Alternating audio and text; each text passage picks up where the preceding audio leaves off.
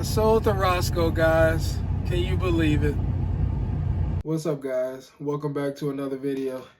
As you can see, I made a big decision, which I know a lot of you guys didn't want me to make, but sometimes you got to make the tough decision. And I really didn't want to get rid of the Roscoe 8, to tell you the truth, but as you know, I mean, I can't decide if I want an entry-level full suspension bike or mid-level, or if I want to go up to something like the Trek Remedy 8. I didn't want to get rid of it, but I really want a full suspension bike so I could take you guys on some more rowdier trails that I want to show you. And I want to test my skill level, see how far I can take this, because I think mountain biking is something that I really want to do long term. In honor of the Trek Roscoe 8, here's a little tribute that I made to the Roscoe 8, because if you've been around my channel, you know me and this bike been through a lot.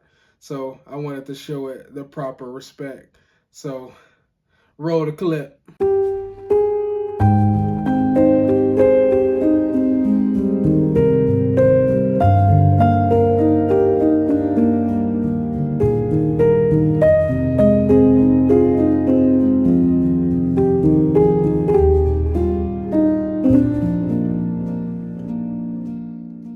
Man, after watching that, it made me want to go get the Roscoe back. Made me miss it even more.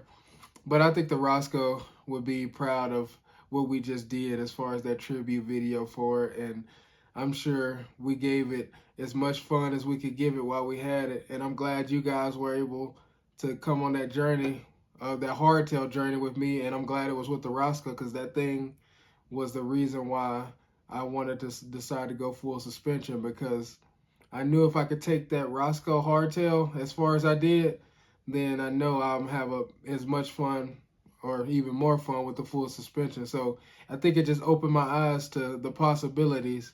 So the Trek Roscoe 8 definitely served its purpose. Basically, I just came on here to tell you guys what's going on and to let you know that I don't have the Trek Roscoe 8 anymore. So I'm excited for this next chapter, and I'm definitely wanting to take you guys along with me. So hopefully you stick around and follow me on this journey, because I really appreciate you guys being around and all the advice you give me in the comments. All the people that's been here since day one, I really appreciate you guys. And that's why I make sure that I acknowledge everybody and respond to everybody in the comments, because it means a lot to me to be able to transition from baseball to mountain biking and have a real strong community that's really into mountain biking like this, which makes it even more fun. So I just wanted to let you guys know that. And I'm close to 5,000 subscribers now. So I'm trying to think of something to do for you guys once I get to 5,000. So let me know if you have any ideas. Definitely at 10,000, I plan on doing something big. Maybe give away a bike, maybe just something bike related. I don't know. But if we hit that 10,000 mark, I'll come up with something that will really show my appreciation to you guys. So look forward to that. So make sure you hit that like button, hit that comment, or not hit the comment, what the hell? Comment on the video, share the video, subscribe to the channel, because I definitely plan on taking you guys on this whole journey. And I want to give back to you guys for your viewership, all the help you've given me. Man, you would never believe how much I learned in the comment section. It's crazy. It's like Google in the comment section. But I really appreciate it. And I just wanted to come on here and let you guys know that and tell you some of my plans, because I definitely need a bike now. So all this testing out these bikes, riding these bikes, I got to make a decision for real now, because I'm mountain bikeless at the moment. Right now, I have my eyes set on two bikes that I'm really interested in, and that's the Trek Fuel EX7 and the StumpJumper Alloy. But I know those are two different bikes as far as specs and everything, but they both have their positives and negatives, and I just kind of wanted to run over those with you guys really quick. Maybe you can give me some more advice or your thoughts on my decision as far as it coming down to those two bikes. But I still want to test out a few more bikes, but those two are really the ones that I've been looking at because of the value and what I like about the bikes. So I'm old school. I know I can type my notes in my phone, but I wrote my ideas down on this thing, so I got them in here. I'm old school. I like to write my stuff down. I don't know why. I just think it's easier to open this up and write it down than it is to open my phone up and type it in there. I don't know. Maybe that's kind of not easier, but I don't know. I just think this is easier, so I just do it this way. I'm old school. I did a pros list on each bike that I really liked a lot.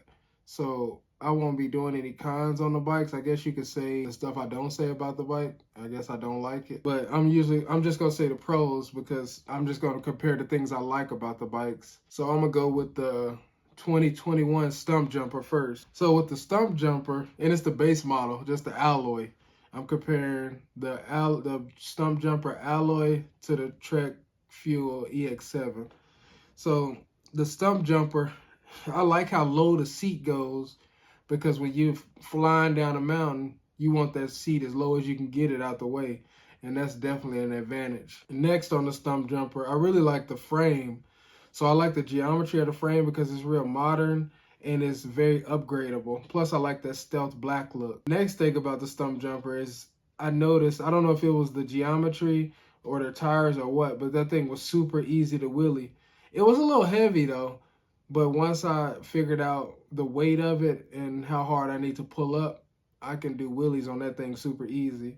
I know a lot of you guys probably won't be doing wheelies on them, but in my personal preference when I'm picking out a bike, I got a bike specifically for wheelies, but I do like to do wheelies on my mountain bike if that's the only bike I'm riding that day or something. So that's the one thing I like too, is that bike was really easy to wheelie. It was really easy to keep my balance on that. Another thing I like about the StumpJumper is the hub sound. It's not as loud as the Fuel EX, but it's loud enough for me and I like it. I know it's just personal preference when it comes to that. Another thing I like about the StumpJumper is how wide the handlebars are. I'm used to shorter handlebars with the Trek, but when I got on the StumpJumper, I noticed how wide they were and I felt more stable, and I just could imagine going down a trail or something rocky with those wide handlebars. I'm sure it's way easier to control and keep your balance on that. So I do kind of like the wide handlebars now. And then last but not least about the StumpJumper that I noticed, and you guys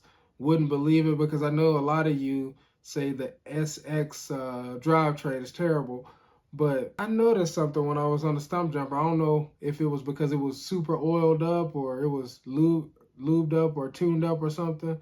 What am I saying? But those gears shifted super easy and they were real snappy and responsive. As soon as I hit that thing, it snapped into gear, and I really liked that. So I don't know if it was because they had the bike tuned right or if just the SX is better than what I thought it was. But those gears shifted really clean and they were really snappy. All right, to the Trek Fuel EX7 2021. I noticed on my list right now, I'm looking at it right now, I got more pros on the StumpJumper than the Trek Fuel EX. Man, I might have to ride these bikes a couple more times so I can make sure, but yeah, this is crazy. The first thing on the Trek Fuel EX I like how loud the hub is. I don't know why, but I just like that sound. Next on the Trek Fuel EX is the brakes. Man, those brakes were super good. I like those brakes, and they felt real good. I mean, I'm sure if I was on the trail, they would work better, but like I said, I'm basing this straight out of the store. Those brakes work super good when I was out doing wheelies and I would go fast and hit the brakes real hard. I know you can't really tell on concrete, and they probably don't work as well on concrete, but I noticed the brakes were very responsive. The next thing about the Trek Fuel EX I like are the tires. I like the tires that they come with, and I'm sure the tires can be replaced on the StumpJumper as well, but like I said, I'm going straight what you get coming out of the store. I really like how aggressive and beefy the tires are because it gives you that confidence on the trail that you could just plow through anything, and that's what I want. So those tires were definitely what I was looking for. Next thing I like about the Trek Fuel EX are the components. You get better brakes, better front shock, better rear shock, better drivetrain, which is weird because the drivetrain on the Trek, I felt like the StumpJumper gears switched better, but as far as quality and build, I mean, the Trek Fuel EX drivetrain is better, but I don't know why. I like the StumpJumper, the way the gears switch better. But yeah, they come with better components on the Trek Fuel EX for sure. And the last thing I noticed about the Trek Fuel EX that I like a lot was how light that bike is. When I would try to do a bunny hop or do a wheelie with the Trek Fuel EX, that thing felt like paper compared to the StumpJumper. But I know you could take the components off the StumpJumper and replace them and make it lighter. But straight out the store, man, that Trek Feel EX is super light compared to the StumpJumper, and I really like that because it feels nimble and you can just do whatever you want on the trail, it feels like, and you don't have to worry about falling off balance or anything. You feel in total control. So that's all I got for you guys today. I just wanted to let you know what was going on with my bike situation, let you know what I liked about both bikes in comparison to each other, and just keep you in the loop on what's going on, because bike search is still on.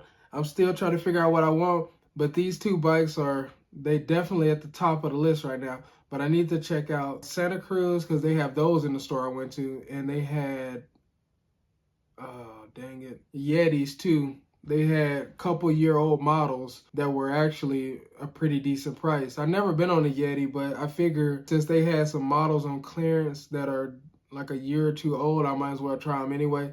So you might see me on one of those, checking those out. So I definitely want to check out Santa Cruz, and then I'm open to checking out the Yeti. I mean, the Yeti, that's big money, but you never know, I might win the lottery one day. But no, they have a few on clearance though, so I might check those out. So that's all I got for you guys today. But if we can make it to 5,000 subscribers, let me know what kind of video you guys would want me to make or something like that, just to show you some appreciation. And just let me know what you guys think, because I'm open to suggestions as long as I'm able to do it. And just make sure you share this, because if we get to 10,000 subscribers, I plan on giving away a bike. So I definitely want to show my appreciation to you guys for all the support you've been giving me. So make sure you hit that like, comment on the video, share the video. And if we get to 10,000, we donating a bike. Or we giving away a bike. Or donating a bike, whichever one. But thank you guys for watching. I really appreciate it. And I'll see you guys in the next video.